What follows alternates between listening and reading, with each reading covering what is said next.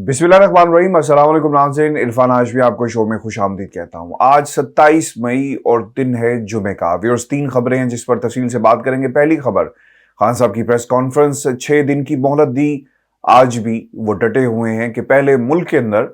Election का ऐलान किया जाए, फिर हम मुज़ाकरात करेंगे। और इनके बयान को किस तरह ट्विस्ट करके मीडिया के सामने पेश किया जा रहा है, पाकिस्तान के ताकतवर हलके क्या सोच रहे हैं और सालसी का किरदार कौन अदा कर रहा है, क्या पैगाम दिया गया पाकिस्तान के ताकतवर हलकों की जानिब से, और इस वक्त बैकडोर क्या हो रहा है, इस पर तफसील से हम बात करेंगे। दूसरी खबर, बाज लोग ये कहते हैं और जिनका ताल्लुक उन कबाइल से है जो खास लोगों की लाइन को टो कर रहे हैं और खास बयानियां आगे बढ़ा रहे हैं, वो ये कहते हैं कि खान साहब की सियासत खत्म हो गई, अब ये लोग दोबारा नहीं उठ पाएंगे। उनके लिए हमारे पास एक जवाब है, ये जवाब आपके सामने पेश करेंगे और इन लोगों को भी ये जवाब देंगे। तीसरी खबर, मुल्क के अंदर महंगाई का तूफान आ चुका है। वो लोग जो कहते थे कि मैं अपने कपड़े बेचकर भी पाकिस्तान की आवाम को रिलीफ दूंगा, आज लापता हैं, गुमशुदा हैं और कहां गायब हैं, इसका हाल भी आपके सामने रखेंगे। लेकिन सबसे पहले फिर से इस प्रेस कॉन्फ्रेंस के हवाले से आपको खबर देते चलें कि पाकिस्तान की आला अदलिया को खान साहब ने पैगाम दिया है,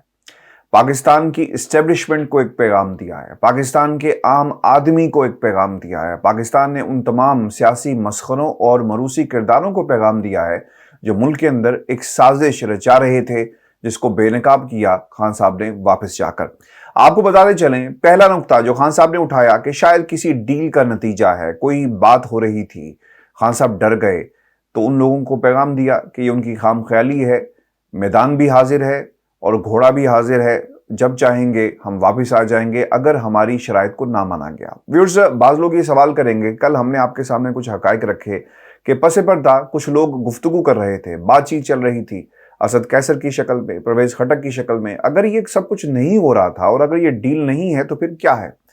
व्यूअर्स, बैकडोर गुफ्तगू हर वक्त जारी रहती है, कोई इसको तस्लीम करे या ना करे, कोई बातें हर वक्त राब्ता पाकिस्तान के ताकतवर हलके जरूर पैगाम भेजते हैं, कोई इसको तस्लीम करे या ना करे, और ये सिलसिला जारी रहना चाहिए। याद रखिएगा, जो पाकिस्तान के अंदर पावर ब्रोकर्स हैं, जो मेन डिसीजन मेकर्स हैं, अगर आपने उनसे ही रास्ता और रोक दिया, बंद कर दिए, दरवाजे बंद कर दिए, तो फिर सियासत आगे नहीं चल सकेगी और फिर वो लोग फायदा उठाएंगे जिन लोगों ने रात की तारीकी में फौज को बुलाकर एक साजिश रचाने की कोशिश की। अब खान साहब से मुसलसल राब्ते में कौन कौन लोग थे? पाकिस्तान की इस्टेब्लिशमेंट ने, मैंने कल भी आपको बताया, दोबारा ये हकायक रख देता हूं ताकि आपको समझने में ये जो बात आज खान साहब ने की है आसानी हो जाए कि जनाब आप वापस चले जाएं और हम कुछ करते हैं। खान साहब नहीं माने, फिर जो ऐसी शख्सियत जो खान साहब की काबिल भरोसा थी उसे फोन किया गया, उन्होंने खान साहब से बात की और गारंटीज दी गई कि 6 रोज के अंदर अगर कोई मामला तय ना पाए तो फिर आप दोबारा आ जाइएगा। तो खान साहब ने उस शर्त के ऊपर वापस जाना जो है वो मुनासिब समझा। इसमें एक दूसरा पहलू भी है, इसी दौरान शेलिंग बढ़ जाती है, लोगों के शहीद होने की खबरें आना शुरू हो गई और फिर यह भी खबर आई कि फौज के हवाले पाकिस्तान जो शहर इक़्तिदार था उसकी आम इमारतों को कर दिया गया और फिर शेलिंग की गई रेंजर्स की तरफ से। ये तमाम बातें हो रही थी। अब मसला ये था कि खान साहब अगर आगे बढ़ते तो ऐन मुमकिन था कि हालात कंट्रोल से बाहर हो जाते हैं। पुलिस ने जो कुछ भी किया किसी के एमा के ऊपर, वो पूरी कौम के सामने है। जस्ट इमेजिन कि पाक फौज, रेंजर्स अगर आगे बढ़ती है और उनका टाकरा पाकिस्तान की आवाम से हो जाता तो खून खराबा होना था, एक नफरत की फिजा कायम हो सकती थी जिसे अंडू करना नामुमकिन हो जाता। आप पुलिस के हवाले से गुफ्तगू करते हैं, मार धाड़ भी होती है दोनों तरफ से, इनके लोग भी मरे, उधर से भी जो है वो लोग नाहक अपने खाले के हकीकी से जा मिले। अब ये कोई सवाल करे इन इदारों से कि आप, एक शख्स एहतजाज कर रहा है, पुलिस के पास क्या इख्तियार था? क्या आप एक नहते नौजवान को रावी के पुल से नीचे फेंक दें और वो अपनी जो जान थी उसने इस हकीकी आज़ादी पर कुर्बान कर दी? कोई पूछे इनसे सवाल करे। जस्ट इमेजिन कि ये मनाजिर अगर पाकिस्तान की आर्मी के साथ हमें नजर आ रहे होते और वहां पर खून खराबा शुरू हो जाता तो फिर पाकिस्तान की आवाम कहां पे खड़ी होती और पाकिस्तान के इदारे कहां पे खड़े होते? ये वो साजिश थी जो खान साहब के सामने जो नजर आ रही थी और जिस तरह पाकिस्तान की इंपोर्टेड हुकूमत ने हथियार फेंके ہتھیار پھینکنے سے مراد یہ ہے کہ ان کے پاس حالات جب کنٹرول سے باہر ہو گئے تو انہوں نے یہ ضروری سمجھا کہ ٹھیک ہے، جو قوتیں ملک کے فیصلے کر رہی ہیں، کروا رہی ہیں، ہم معاملات انہی کے حوالے کرتے ہیں اور کہتے ہیں کہ جناب اب ہمارے سے کنٹرول نہیں ہوتا، آپ آئیں اور سچویشن کو سنبھالیں۔ چونکہ مسلم لیگ نون اس وقت بہت بری طرح سیاسی بحران کا شکار ہے، سیاسی فیصلے کرنے کی صلاحیت ان کے پاس اب نہیں رہی۔ They are in a fix کہ آگے بڑھا جائے، الیکشن کروائے جائیں، پیچھے جائیں، اتحادی موجود ہیں، عمران خان موجود ہے، کس طرح اس حالات سے نپٹا جائے۔ اور پاکستان کے طاقتور حلقے کہہ رہے ہیں کہ آپ شیر بنیں،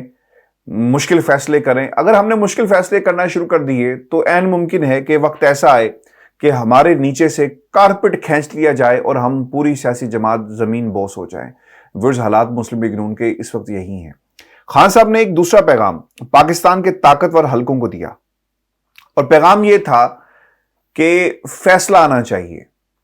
rules of the game decide کر لیے جائیں۔ یہ وہی مقام ہے، یہ وہی سڑکیں ہیں جہاں پہ مریم نے کرائے کے کی جو آڈینس تھی، کرائے کے جو بچے تھے، ان سے خطاب کیا۔ زیادہ دور کی بات نہیں ہے۔ فضل الرحمان انہی سڑکوں پر لانگ مارچ کرتا ہوا آیا۔ آصف علی زرداری کا بیٹا بلاول کراچی سے چلا، سندھ سے چلتا ہے اور انہی سڑکوں پر آ کر لانگ مارچ کرتا ہے۔ کسی طرف سے روکا نہیں گیا،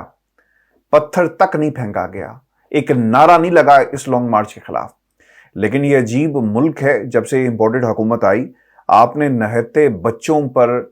ظلم کیا، آنسو گیس پھینکی۔ یہ پاکستان کے ٹیلی ویژن چینلز نے وہ ویژولز نہیں دکھائے۔ یہ اپنے فرض سے ایک خیانت کی گئی پاکستان کے میڈیا نے، اور وہ ویژولز نہیں دکھائے۔ سوشل میڈیا بھرا پڑا ہے کس طرح نہتی خواتین اور بچوں پر ظلم کیا گیا۔ آپ جن لوگوں کو تنقید کا نشانہ بناتے ہیں اور الزام تراشی کرتے ہیں کہ ان کے پاس اسلحہ موجود تھا، یہ مارنے نکلے تھے، اس ملک کے اندر پاکستان کی عدالتوں کو اب یہ فیصلہ کرنا ہے کہ احتجاج کیا صرف 13 جماعتوں کا حق ہے، بلاول زرداری کے گھر کی میراث احتجاج ہے، یا پھر یہ احتجاج کا حق پاکستان کی تمام جماعتوں کو ہوگا، عمران خان کو بھی ہوگا، عمران خان کے فالوورز کو بھی ہوگا۔ ویورز، میں بڑی ذمہ داری کے ساتھ آپ کو یہ بات بتا رہا ہوں۔ ملک کے اندر تحریک انصاف وہ واحد جماعت ہے جو ایک طاقت بن کر ابھری ہے۔ پاکستان کے طاقتور حلقے بار بار کیوں جا کر ثالثی کا کردار ادا کرنا چاہتے ہیں، کیوں جا کر کہتے ہیں کہ جناب مان لی جائے بات، کوئی بیچ کا راستہ نکالتے ہیں، کوئی ثالثی کا کردار ادا کرنے دیا جائے؟ وہ اس لیے کیا جاتا ہے کہ تحریک انصاف نے اپنی پہچان اور اپنا مقام اس سیاسی منظرنامے پر خلاف توقع اسکرپٹ رائٹرز کے بنایا۔ لوگ نہیں سمجھ سکتے تھے اور ان کی ایکسپیکٹیشنز نہیں تھی کہ خان صاحب اتنے بڑے کراؤڈ کو لے کر جلسے کریں گے اور اتنا بڑا کراؤڈ لانگ مارچ میں آئے گا۔ بعض لوگ یہ کہتے ہیں کہ اتنا بڑا کراؤڈ نہیں تھا۔ یاد رکھیں، جب آنسو گیس پھینکی جا رہی ہو، شیل پھینکے جا رہے ہوں، گولیاں برسائی جا رہی ہوں، میں بڑی ذمہ داری سے یہ بات کر رہا ہوں، گولیاں چلائی گئی ہیں، جس کا جواب مریم نے نہیں دیا کہ گولیاں چلانے والے کون تھے اور سرکاری جو گولیوں کے خول وہاں سے ملے کس کے تھے۔ سندھ کے اندر بھی ہوا، کراچی میں بھی ہوا، اس کے باوجود لوگ پہنچے ہیں۔ کوئی بھی شخص اپنے بچوں کو لے کر احتجاج کے لیے سڑک پر نہیں آتا۔ میں نے 2009 جب یہ وکلا تحریک چل رہی تھی اس وقت بھی لانگ مارچ دیکھا تھا، تو تب ہمیں صرف کارکن نظر آتے تھے، ڈائی ہارڈ قسم کے کارکن، جن کا تعلق نون لیگ سے تھا، جن کا تعلق جماعت اسلامی سے تھا، جن کا تعلق پیپلز پارٹی سے تھا، یا باقی دیگر جماعتیں۔ چونکہ مجھے اچھی طرح یاد ہے Aitzaz Ahsan was a person جو وکلا تحریک کے اندر جب انہیں نظر بند کیا گیا، گرفتاری ہوئی، میں احساسات تھا، اس گاڑی میں موجود تھا جب اعتزاز احسن کو گرفتار کر کے لاہور میں صدر گول چکر سے لے کر گئے، تو میں نے وہ لانگ مارچ دیکھا ہے۔ اس کے اندر صرف آپ کو ورکرز نظر آ رہے تھے، لیکن یہ پہلا لانگ مارچ تھا جس میں عمران خان کی کال کے اوپر بچے باہر نکلے، اور وہ یہ کہتے ہیں کہ یہ ہمارے ملک کی تقدیر کا فیصلہ ہے۔ تو یہ فیصلہ پاکستان کی عدالتوں نے کرنا ہے کہ رول آف دا گیمز کیا ہوں گے اور کس طرح لوگوں کو احتجاج کرنے کا حق، جو ان کا بنیادی حق ہے، جو آئین پاکستان انہیں اس بات کی اجازت دیتا ہے، اس کے اوپر کس حد تک عمل کیا جائے گا۔ ویورز، سب سے انٹرسٹنگ فیکٹ ان لوگوں کے لیے جو یہ کہہ رہے تھے کہ خان صاحب ڈر گئے، خان صاحب نہیں ڈرتے۔ خان صاحب نے آج اپنی زندگی وقف کر دی ہے پاکستان کی حقیقی آزادی کی جنگ کے لیے، اور خبریں یہ آ رہی ہیں امریکہ سے کہ شاید ڈونلڈ لو کو چھٹی پر بھیج دیا جائے،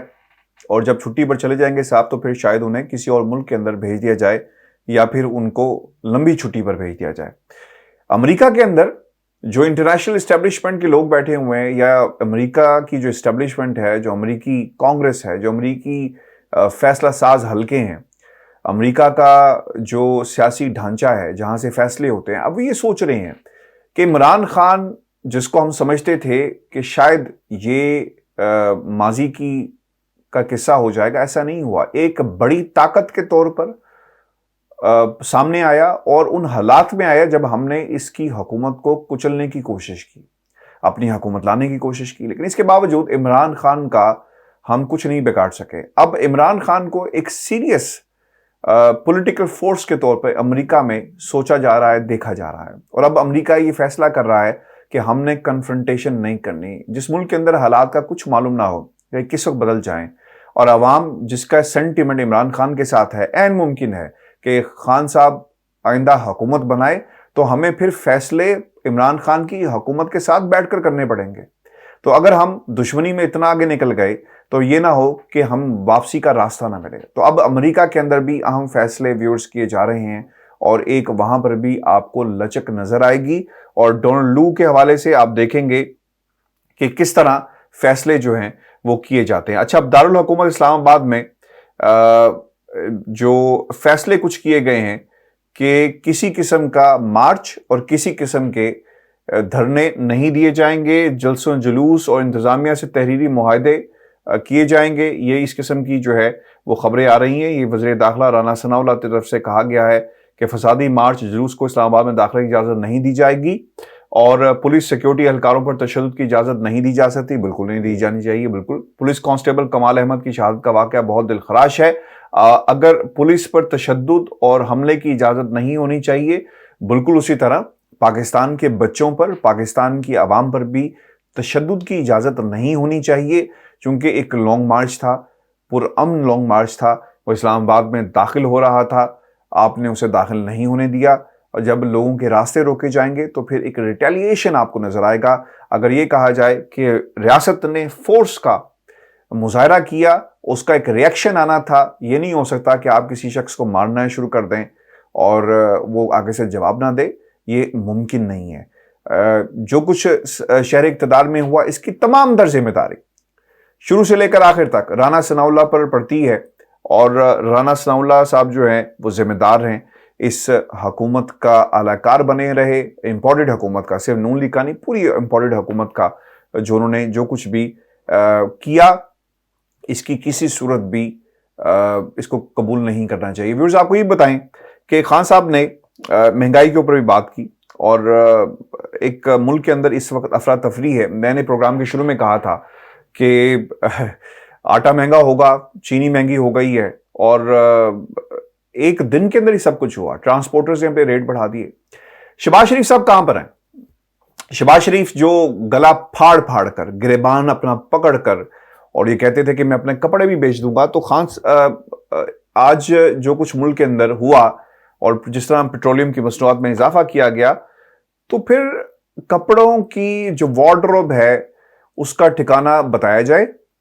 اور اسے حوالے کیا جائے، ایک کمیشن بنایا جائے، اور یہ کمیشن جتنے بھی کپڑے ہیں شہباز شریف صاحب کے،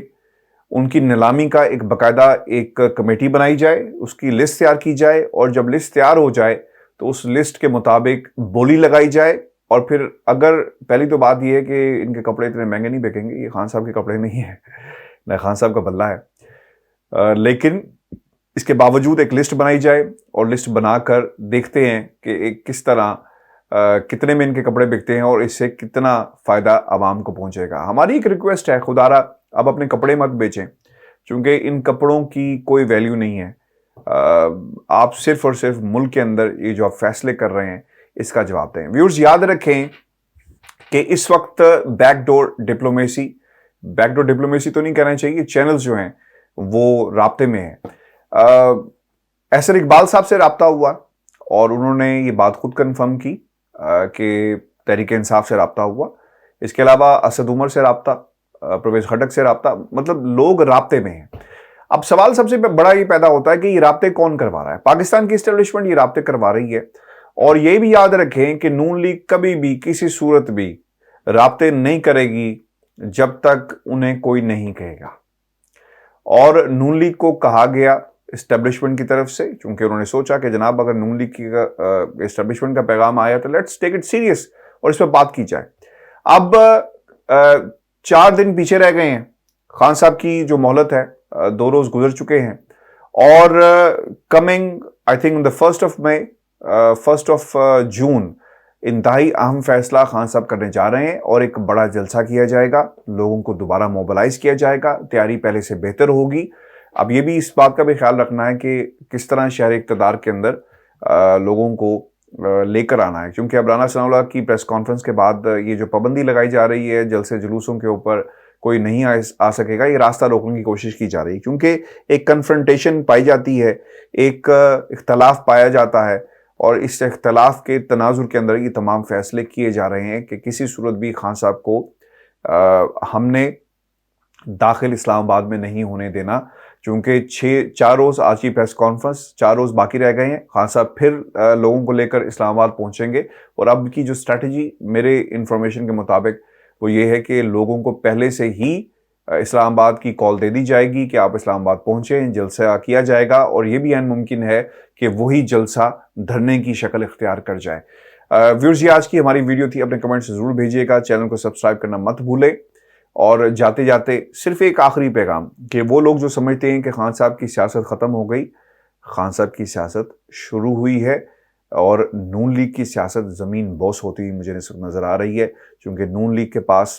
اب کوئی ایسا کارڈ نہیں ہے جو پلے کر سکے، صرف اور صرف ایک کارڈ ہے کہ ریاست کو مشینری کو استعمال کر کے خان صاحب کا راستہ روکا جا سکے۔ اجازت دیجیے، اللہ نے کے بعد۔